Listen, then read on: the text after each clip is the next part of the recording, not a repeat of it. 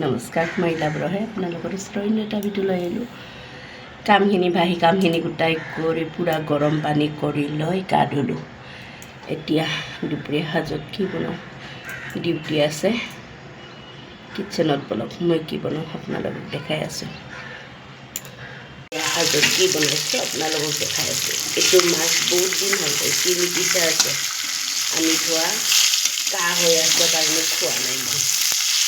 চৰ্দিত মাছ খালে বেছি হৈ যায়, তাৰ কাৰণে খোৱাই নাছিলোঁ। আজি উপায় নাপায় ফ্ৰাই কৰিলোঁ, খাম বুলি। যি হয় হ'ব দেখাই যাব। আৰু ইফালে অমিতা আৰু আলু খাৰ বনাম। লগতে এইটো মাছ, শুকান মাছ পূৰা উতলা পানীত জিকাই থৈ দিছোঁ। ইফালে আদা, নহৰু, জলকীয়া, জাব্ৰাং গুটি, জালুকগুটি ধুনীয়াকৈ খুন্দি লৈছোঁ খাৰ আঞ্জাত দিয়াৰ কাৰণে। ভাজি চাজি একো নবনাওঁ বাৰু, মাছ ফ্ৰাই আৰু এইটো খাৰ। মাছ ভাজা অলৰেডি হৈ গ'ল, মাছ ফ্ৰাই আৰু লগত ইফালে খাৰৰ আঞ্জা ভাজিছোঁ।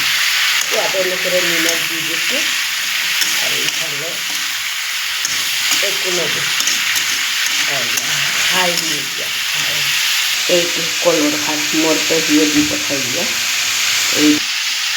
এইটো কলৰ খাৰ অকণমান দি দিছোঁ, বহুত থকা হয় খাৰটো। কলৰ খাৰ এইটো কলৰ খাৰখিনি দি দিছোঁ। ইয়াতে মাছ ভাজা কিবা আছিলে যে তেল অকণমান আছিলে লগত, ইয়াতে ৰং দি থাকি গ'ল। এইটো কাৰণে ইয়াত কালাৰটো পূৰা ৰঙা হৈ গৈছে। এতিয়া ঢাকি থৈ দিওঁ, 10 মিনিটৰ পিছত চাম।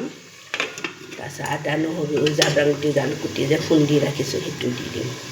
এইটো ঢাকনটো গুচাই চাইছোঁ, আদা নহৰু খুন্দি ৰখা জাব্ৰাং গুটিটো দি দিছোঁ। এতিয়া আকৌ ঢাকি দিম ধুনীয়াকৈ।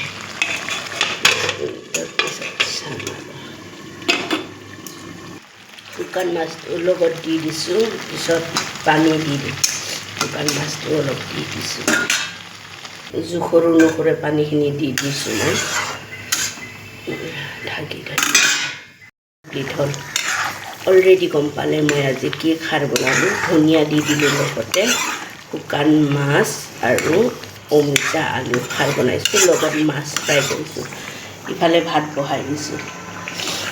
আজি দুপৰীয়া সাজত এইটো দিয়ে পৰিৱেশন কৰিম। কিয় মই ভাত খাই যাম, টেবলেট খাম যে, ভাত খাই যাম, নহ'লে আৰু গাটো বেছি বেয়া লাগিব কামৰ জেগাত। তাৰ কাৰণে ভাতটো খাই কেনে টেবলেট খাই কেনে যাম। ইভিনিং ডিউটি আছে দুপৰীয়া। আপোনালোকে অলৰেডি গম পালে মই দুপৰীয়া সাজত কি হেৰি পৰিৱেশন কৰিম।